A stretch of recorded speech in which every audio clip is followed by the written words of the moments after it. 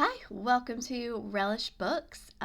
It is the beginning of a new year, and I'm very, very excited about this year for a lot of reasons. I'm hoping to do a lot of things with the channel, but in this video, at halfway through last year, I did a first half of the year ranking of all the books that I'd reviewed so far because I felt like it would be too much to do a whole year's worth at the end of the year. And I'm really glad that I did that because I do feel like it would have been too much. It was hard enough to remember as it was, like which book I liked better than that one. But this is the second half of the year book reviews, so first and second halves are not going to be compared at all. This is just ranking from the last 6 months, the about 20 books that I reviewed. These are just the books that I reviewed. These are just new books that I read, so it's not counting any rereads, not counting any poetry. There is one play on here, but I didn't count like any Shakespeare plays or anything like that. So the 20 books from the last 6 months ranked pretty much purely on enjoyment, how much I liked them, how much I liked reading them, not looking super deeply at, which were better written, or even though that always contributes to how much I like a book. Try to just do it pretty quickly to be as honest as possible without overthinking it too much. So here is the list of the books. I'll just read the list. This is most recent to least recent, and then I will read my rankings. So, the 20 titles that I will be ranking today.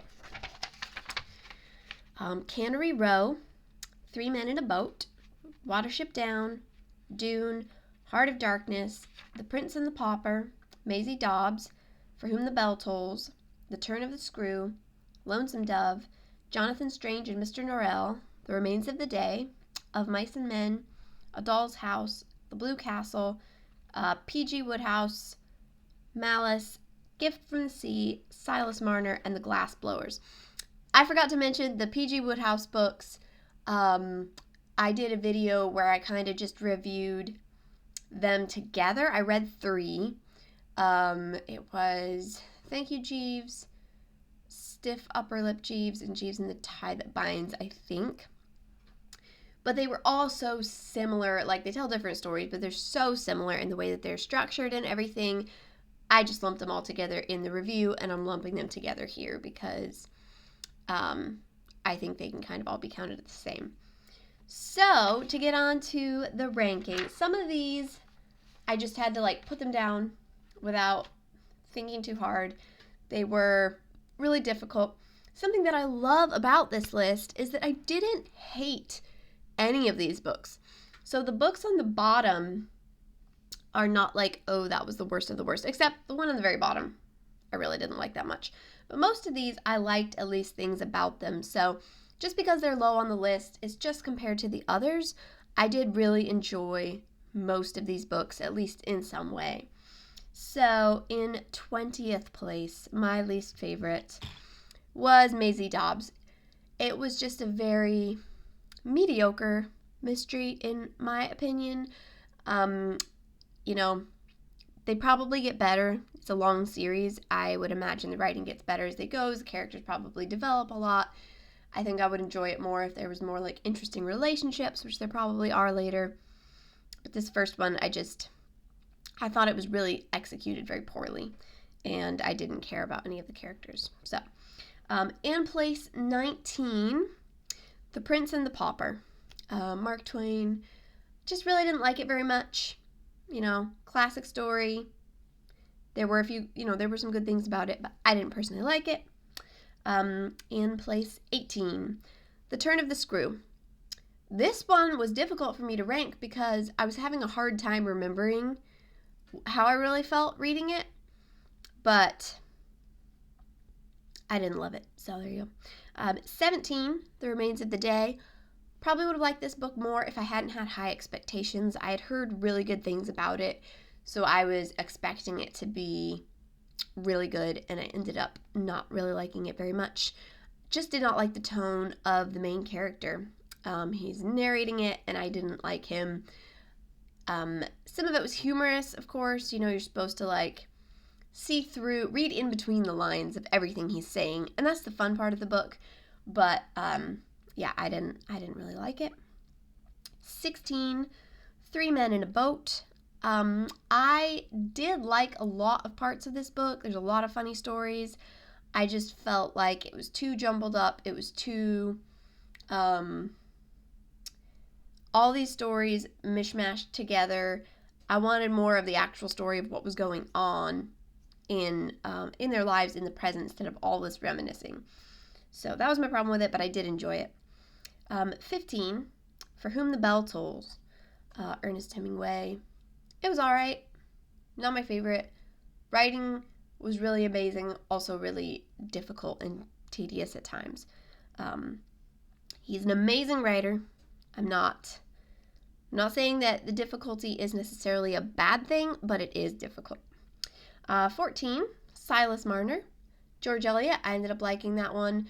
I think I liked this one more than I thought because I had low expectations because I'm not a George Eliot fan, but I liked this story. It was a sweet story, and I enjoyed it.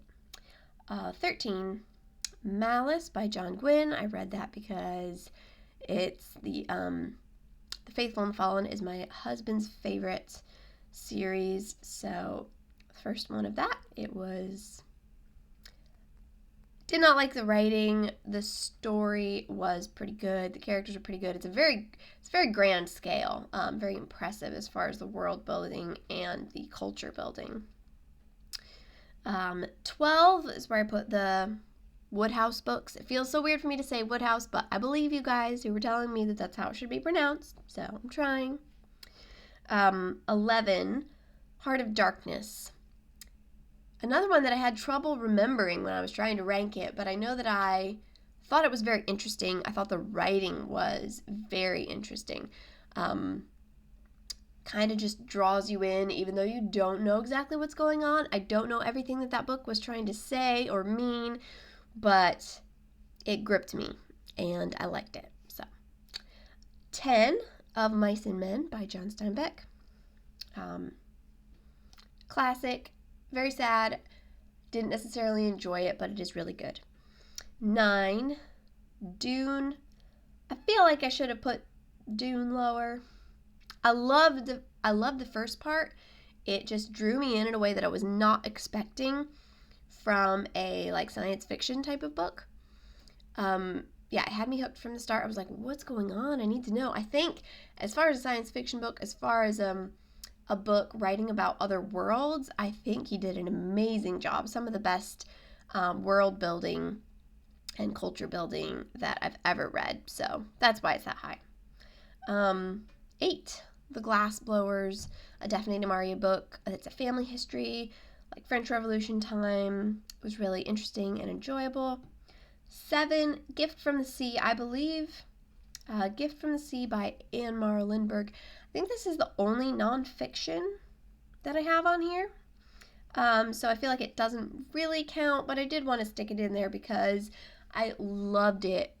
It's really kind of a group of essays, but her wisdom and the beauty of the thoughts that she's expressing is incredible. Everybody should read it. Her thoughts on just knowing your own mind, and then also some of the things that she had to say about marriage and life were just incredible. Definitely worthwhile. 6, A Doll's House by Henrik Ibsen. Amazing for what it is, for the for a play. I love the genre of a play. I love the packaging of a play and the way that they're written, and this was a really unique and good one. Very sad, but really excellent. Number 5, The Blue Castle. Not the best written thing on here by any means, but really enjoyable. I was so excited to find an Ellen Montgomery novel that I hadn't read that was really good. Yeah, just a lot of fun. As far as, like I said, I'm ranking these mostly by enjoyment, and I enjoyed that one a lot. 4, Watership Down. Really good. I did a video on that one recently. 3, Cannery Row.